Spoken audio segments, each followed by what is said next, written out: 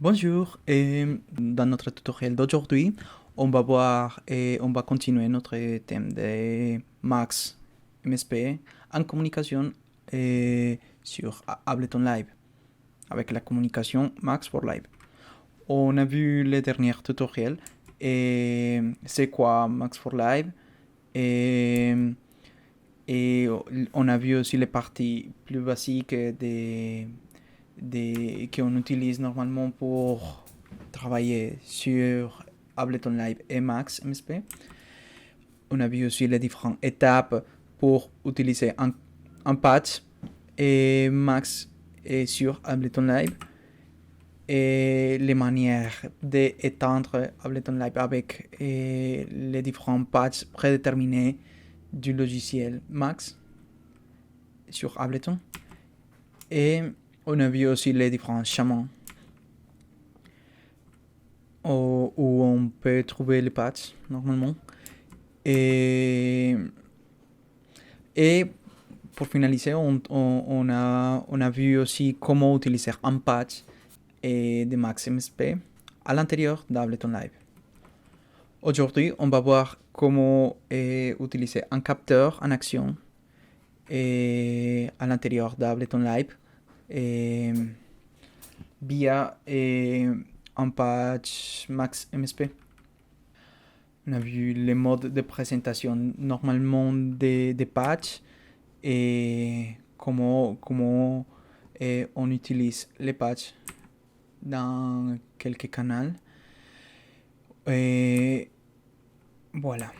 Pour aujourd'hui, pour commencer et pour à travailler avec un capteur, et on doit utiliser premièrement une piste d'instrument max et qu'on doit créer à l'intérieur d'un canal MIDI.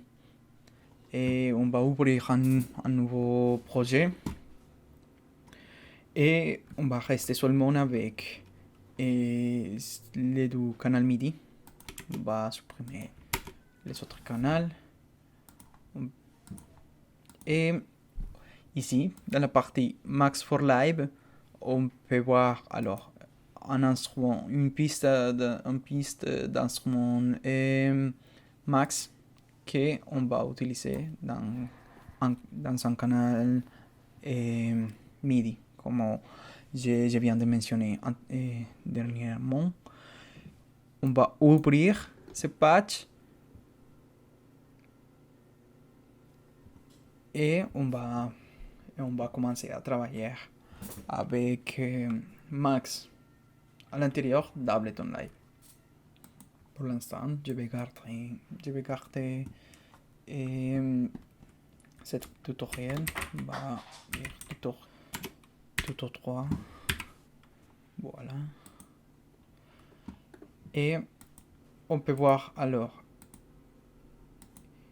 il vient d'ouvrir les patchs et on peut voir seulement ces deux objets.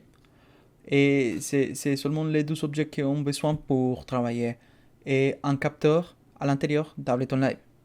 Et l'objet MIDI in et l'objet plug out avec le symbole de signal. Alors, j'ai connecté un capteur à ce moment à mon ordinateur et on va voir comment fonctionne cet capteur. Et on peut trouver ces capteurs par exemple dans quelques magasins comme les magasins d'interface Z. On peut voir ici dans les produits, j'ai utilisé pour ce tutoriel un capteur de proximité. Je vais écrire proximité et c'est ça, c'est cette capteur. Pour commencer,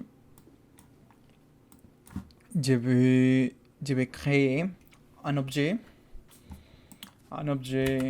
cette ligne avec le numéro 48.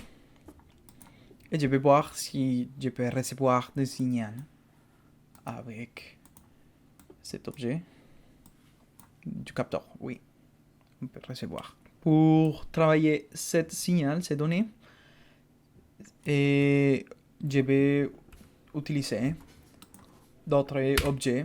C'est le stream. Et je vais utiliser le numéro 50. Je vais utiliser aussi un objet ZL.zoom.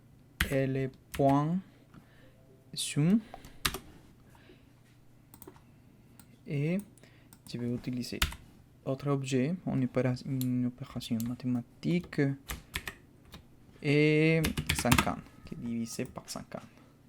Voilà. On peut voir, on va connecter tout, et on va utiliser d'autres numéros, d'autres messages pour savoir la signal, comment il change, parce que on a besoin que cette signal soit entre 0 et 127, que c'est normalement comment fonctionnent tous les canaux audio, comment on travaille la signal normalement. On va voir aussi, on va mettre un objet, un message pour savoir comment la signal fonctionne ici. On peut voir. Si j'utilise mon main, je l'approche sur le capteur. On peut voir les données, comment il réagit à travers la proximité. Avec cette signal, je peux la connecter à quelque chose après. On verra plus tard